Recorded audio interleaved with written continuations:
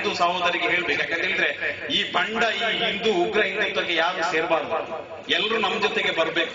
ಅದಕ್ಕಾಗಿ ಈ ಗೋಮಾಂಸದ ವಿಷಯದಲ್ಲಿ ಹಾದಿ ತಪ್ಪಿಸಿದಾರಲ್ಲ ಸಂಘ ಪರಿವಾರದ ಉಗ್ರರು, ಅವರಿಗೆಲ್ಲ ಹೇಳಿಕೊಡ್ಬೇಕು ಏನು ನಿಮ್ಮ ಮನುಸ್ಮೃತಿಗೆ ಹೇಳಿದೆ ಅಂತ.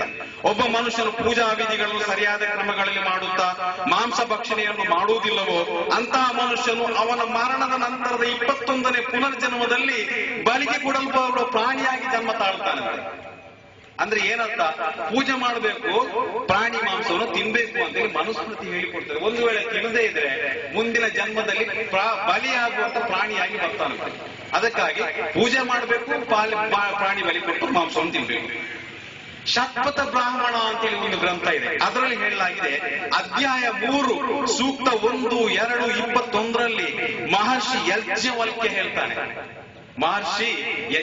ಹೇಳ್ತಾನೆ. ನಾನು ಗೋಮಾಂಸ ತಿನ್ನುವೆನು, ಯಾಕಂದ್ರೆ ಅದು ತುಂಬಾ ಮೃದು ಹಾಗೂ ರುಚಿಕರ. ನಿಜವಾಗಿ ಮೃದು ಹಾಗೂ ರುಚಿಕರ.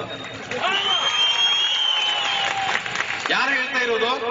ಇಲಿಯಾಸ್ ಮೊಹಮ್ಮದ್ ಹೇಳ್ತಾ ಇಲ್ಲ, ಇದು ಮಹರ್ಷಿ ಯಜ್ಞವಲ್ಕ್ಯ ಶತಪಥ ಬ್ರಾಹ್ಮಣ ಅಧ್ಯಾಯ 3ರಲ್ಲಿ ಹೇಳ್ತಾನೆ, ನಾನು ಗೋಮಾಂಸ ತಿನ್ನುವೆನು ಯಾಕೆಂದ್ರೆ ಅದು ತುಂಬಾ ಮೃದು ಹಾಗೂ ರುಚಿಕರ.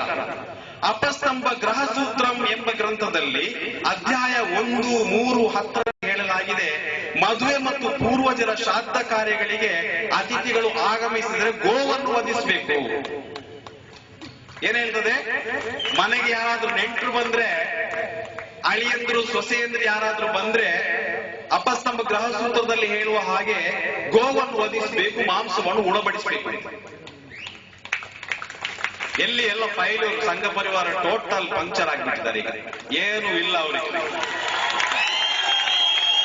ದಯವಿಟ್ಟು ಈಗಾಗಲೇ ಆಲ್ರೆಡಿ ನಮ್ಗೆ ಗೋಮಾಂಸ ಹೆಸರಿನಲ್ಲಿ ಎಲ್ಲ ಮುಸಲ್ಮಾನ ಮೇಲೆ ಹಲ್ಲೆ ಮಾಡಿದಂತ ಹಿಂದೂ ಸಹೋದರಿದ್ದಾರಲ್ಲ, ಇನ್ನಾದ್ರೂ ನಿಮ್ಗೆ ಗೊತ್ತಾಯ್ತಲ್ವಾ?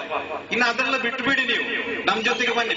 ಬೇಕಾದ್ರೆ ನಾವು ನಿಮ್ಗೆ ಗೋಮಾಂಸದ ಸಿಹಿಯುಕ್ತವಾದಂತಹ ಸ್ವಾದಿಷ್ಟವಾದ ಭಕ್ಷ್ಯವನ್ನು ಮಾಡಿಕೊಡ್ತೇವೆ, ತಿಂದು ನೋಡಿ. ಯಾಕೆ ನಿಮ್ಮ ಗ್ರಂಥದಲ್ಲೇ ಹೇಳಿಬಿಟ್ಟಿದೆ ಅಲ್ಲ. ಋಗ್ವೇದದಲ್ಲಿ ಹೇಳಿದೆ, ವೇದದಲ್ಲಿ 4 ವೇದಗಳಿದೆ, ಅದರಲ್ಲಿ ಒಂದು ವೇದ ಋಗ್ವೇದ.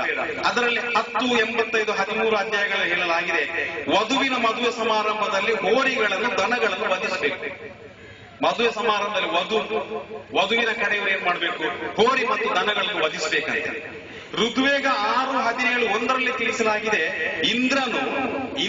ದೇವರ ಇಂದ್ರನು ದನ, ಕರು, ಕುದುರೆ ಹಾಗೂ ಎತ್ತಿನ ಮಾಂಸವನ್ನು ಭಕ್ಷಿಸುವ ಅಭ್ಯಾಸ ಇರುವವರಂತೆ. ಇಂದ್ರನಿಗೆ ಇದೆಲ್ಲ ತಿಂದು ಅಭ್ಯಾಸ ಇದೆ ಅಂತೇಳಿ ವಸಿಷ್ಠ ಧರ್ಮಸೂತ್ರದಲ್ಲಿ ಬರೆಯಲಾಗಿದೆ. 11 ಮತ್ತು 34 ಬರೆಯಲಾಗಿದೆ, ಶ್ರಾದ್ದ ಅಥವಾ ಪೂಜೆಗಳಲ್ಲಿ ಬ್ರಾಹ್ಮಣನಿಗೆ ನೀಡಿದ ಮಾಂಸವನ್ನು ಅವನು ತಿನ್ನದೇ ಇದ್ದಲ್ಲಿ ಅವನು ನರಕಕ್ಕೆ ಹೋಗುವವನು ಅಂತೇಳಿ ಆ ಗ್ರಂಥದಲ್ಲಿ ಬರೆಯಲಾಗಿದೆ.